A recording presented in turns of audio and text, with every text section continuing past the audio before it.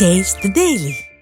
இப்போ மதுரை வைகை ஆற்றில் கள்ளழகர் இறங்கக்கூடிய அந்த நிகழ்வினை நாம் நேரலையாக அங்க என்னென்ன காட்சிகள் அரங்கேறி கொண்டிருக்கிறது என்பதை திரையில நம்ம நேரலையாக பார்த்து கொண்டிருக்கிறோம். நம்மோடு செய்தியாளர்களும் இணைந்திருக்கிறாங்க. அங்க கள விவரம் என்ன அப்படின்றத வழங்குறதுக்காக முதல்ல செய்தியாளர் மணிகண்ட பிரபு இணைகிறார். மணிகண்ட பிரபு, இன்றைக்கு மிக முக்கியமான உச்ச நிகழ்வு கள்ளழகர் வைகை ஆற்றில் இறங்கக்கூடிய இந்த நிகழ்வுக்காக எவ்வளவு பேர் பக்தர்கள் அங்கே திரண்டிருக்கிறார்கள்? செய்யப்பட்டிருக்கக்கூடிய ஏற்பாடுகள் என்ன? பாதுகாப்பு ஏற்பாடுகள்லாம் என்ன செய்யப்பட்டிருக்கு? விரிவா சொல்லுங்க. திலகவதி, மதுரை சித்திரை திருவிழாவின் உச்ச நிகழ்ச்சியாக தங்க குதிரை வாகனத்தில் பச்சை பட்டுடுத்தி கள்ளழகர் வைகை ஆற்றில் இன்னும் சற்று நேரத்தில் இறங்க இருக்கிறார்.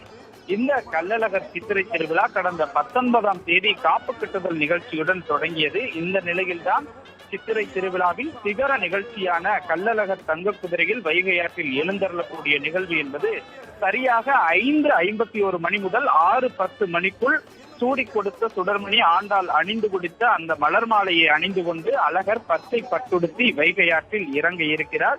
22ஆம் தேதி அதிகாலை 5 மதுரை மாநகருக்குள் தங்க பல்லக்கில் வந்த கள்ளழகர் நேற்று இரவு தல்லாகுளம் பிரசன்ன வெங்கடாஜலபதி கோயிலில் தங்கியிருந்தார். தொடர்ந்து அவருக்கு திருமஞ்சனம், விசேஷ பூஜைகள் என்பது செய்யப்பட்டு இன்று அதிகாலை வைகை ஆற்றில் 1000 பொன் சப்பரத்துடன் அழகர் இறங்க இருக்கிறார். இதற்கான விரிவான ஏற்பாடுகள் என்பது மாவட்ட நிர்வாகத்தால் செய்யப்பட்டிருக்கிறது. குறிப்பாக ஆழ்வார்புரம் வைகை ஆற்று பகுதியில் லட்சக்கணக்கான பக்தர்கள் வைகை ஆற்றுக்குள்ளும் வெளியுமாக இருக்கிறார்கள். கள்ளழகரை நேரில் காண்பதற்காகவும் பக்தி பெருக்கோடு அவரை தரிசிப்பதற்காகவும் ஏராளமான பக்தர்கள் தொடர்ந்து வருகை தந்து கொண்டே இருக்கின்றனர்.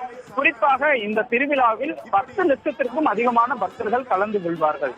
தென் மாவட்டங்களான தேனி, சிவகங்கை, விருதுநகர், ராமநாதபுரம் உள்ளிட்ட பல்வேறு மாவட்டங்களில் இருந்தும் பக்தர்கள் வருகை தந்து கொண்டிருக்கிறார்கள். அவர்களுக்கான பேருந்து வசதிகள் என்பது செய்து கொடுக்கப்பட்டிருக்கிறது. இந்த முறை வைகை ஆற்றில் ஆழ்வார்புரம் பகுதியில் வெறும் 2400 பேருக்கு மட்டுமே நீதிமன்றம் அனுமதி கொடுத்திருக்கிறது. அதன் அடிப்படையில் காவல்துறை சில ஏற்பாடுகளை செய்திருக்கிறார்கள். குறிப்பாக பக்தர்களுக்காக 100க்கும் மேற்பட்ட இடங்களில் குடிநீர் வழங்குவதற்கான ஏற்பாடுகளும் 200க்கும் மேற்பட்ட இடங்களில் தற்காலிக கழிவறைகள் அமைக்கப்பட்டிருக்கிறது.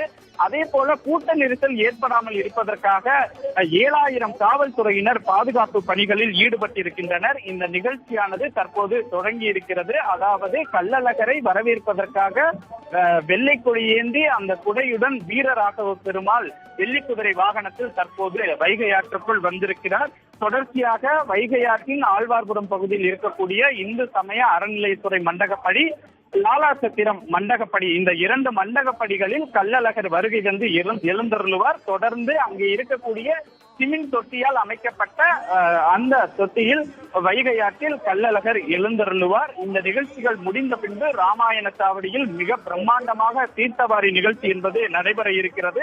தொடர்ந்து மதுரையினுடைய பல்வேறு பகுதிகளில் இருக்கக்கூடிய 480 மண்டகப்படிகளில் தங்க குதிரை வாகனத்தில் இன்று கள்ளழகர் ஒவ்வொரு மண்டகப்படியாக எழுந்தருளி பக்தர்களுக்கு அருளாசி வழங்க இருக்கிறார். திலகவதி, தற்போதைய விவரங்களுக்கு நன்றி மணிகண்ட பிரபு.